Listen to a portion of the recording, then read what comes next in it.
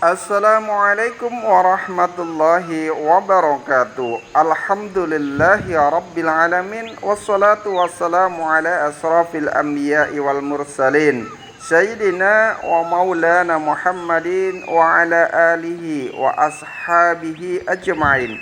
Rabbi israh li sadari wa yassir li amri wahlul 'uqdatam min lisani yafqahu qawli, amma ba'du.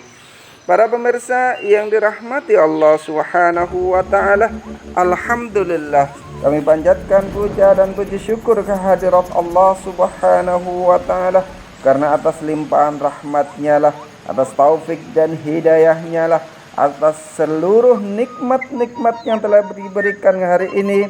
Pada pagi hari ini kita mampu melihat dunia, kita mampu menghirup udara yang segar, kita mampu menggerakkan kaki dan tangan kita, adalah nikmat karunia Allah yang luar biasa yang patut kita syukuri. Mudah-mudahan Allah senantiasa teguhkan iman kita dalam keadaan istiqomah, dalam keadaan takwa, dalam keadaan taat kepada Allah Subhanahu wa taala ila yaumil akhir, hidup kita dalam keadaan husnul khatimah.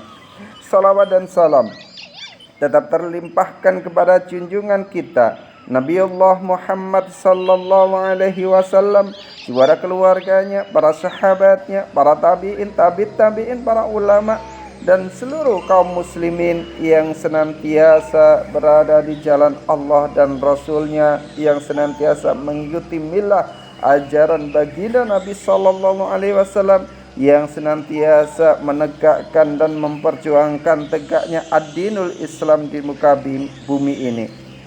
Para pemirsa yang dirahmati Allah Subhanahu wa taala, alhamdulillah kita dipertemukan kembali di agenda Ngabalis, ngaji bareng Al-Qais, yang setiap pagi kita hadir menemani para pemirsa untuk memberikan kajian-kajian, hadis-hadis dan makalah-makalah para ulama sebagai nasihat untuk diri kita, nasihat untuk hati kita, agar kita senantiasa terikat dengan Allah, agar hati kita senantiasa dekat dengan Allah, agar iman kita semakin kuat, ketaatan kita semakin memuncak, dan ketakwaan kita semakin tinggi di hadapan Allah Subhanahu wa taala.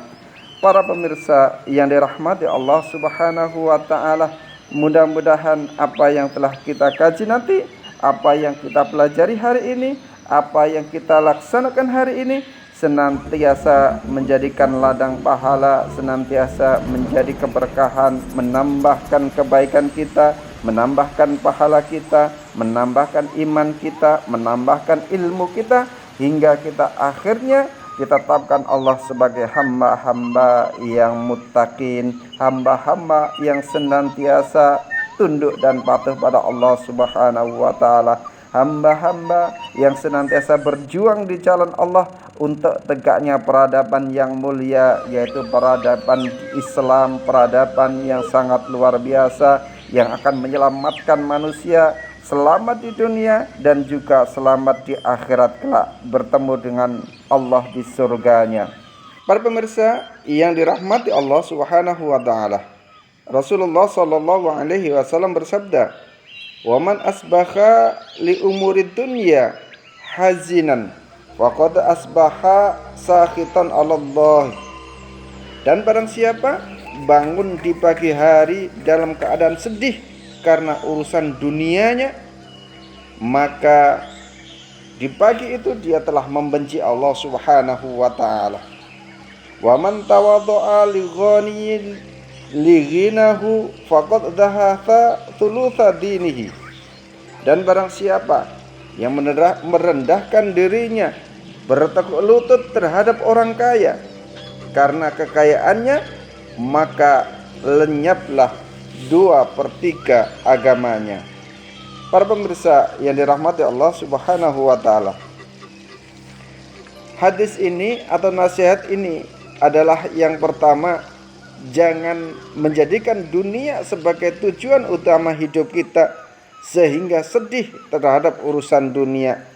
Pagi-pagi sudah sedih terhadap urusan dunia, padahal Allah Subhanahu wa taala sudah menetapkan jatah rizki kita setiap hari. Jika sedih, berarti kita tidak terima dengan ketetapan Allah Subhanahu wa taala, atau kita tidak terima dengan takdir Allah Subhanahu wa taala, atau bahkan benci dengan ketetapan Allah Subhanahu wa taala. Kita tidak dilarang bekerja, kita tidak dilarang berdagang, mencari rezeki sebanyak-banyaknya. Justru Islam memerintahkan umatnya bekerja untuk menghidupi keluarga dan keturunannya.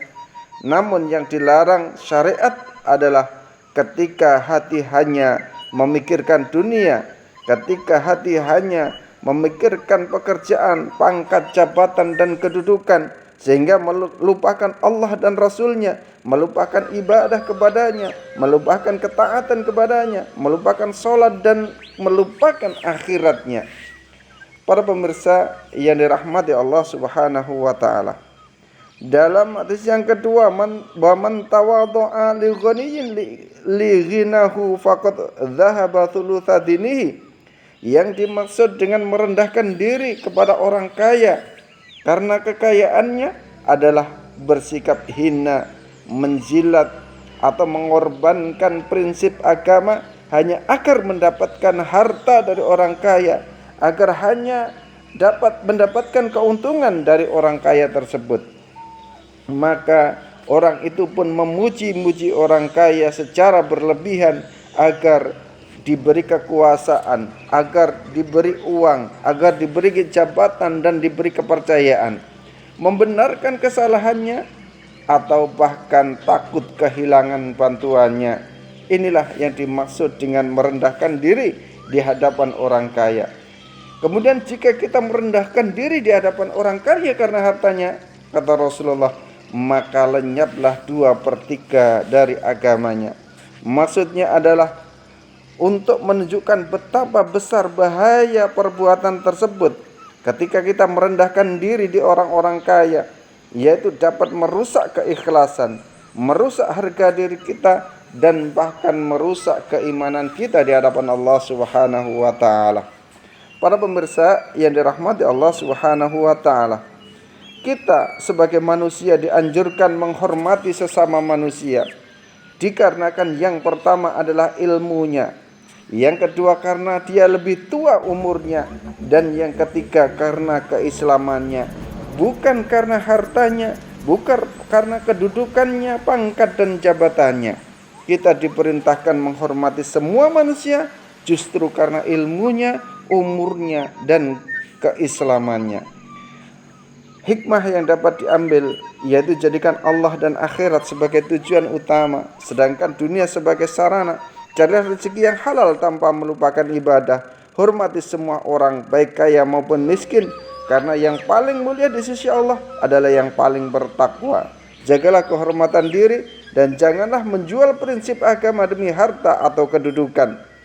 Kesimpulannya, nasihat ini mengingatkan agar setiap muslim, agar seorang muslim tidak diperbudak oleh kecintaan terhadap dunia, tidak diperbudak oleh kecintaan terhadap harta benda, tidak diperbudak kecintaan terhadap pangkat, jabatan, dan kedudukannya, dan tidak mengukur kemuliaan manusia berdasarkan kekayaannya.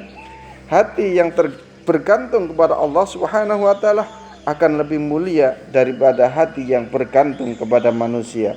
Para pemirsa yang dirahmati Allah Subhanahu wa taala, semoga Allah teguhkan iman kita untuk menjadi hamba-hambanya yang muttaqin, yang memuliakan sesama manusia karena ilmunya, karena usianya, dan karena keiman dan ketakwaannya. Jangan melambah kita merendahkan diri di hadapan orang-orang kaya, karena kekayaan hanya milik Allah Subhanahu wa taala. Subhanakallahumma bihamdika asyhadu an la ilaha illa anta astaghfiruka wa atubu ilaik. Assalamualaikum warahmatullahi wabarakatuh.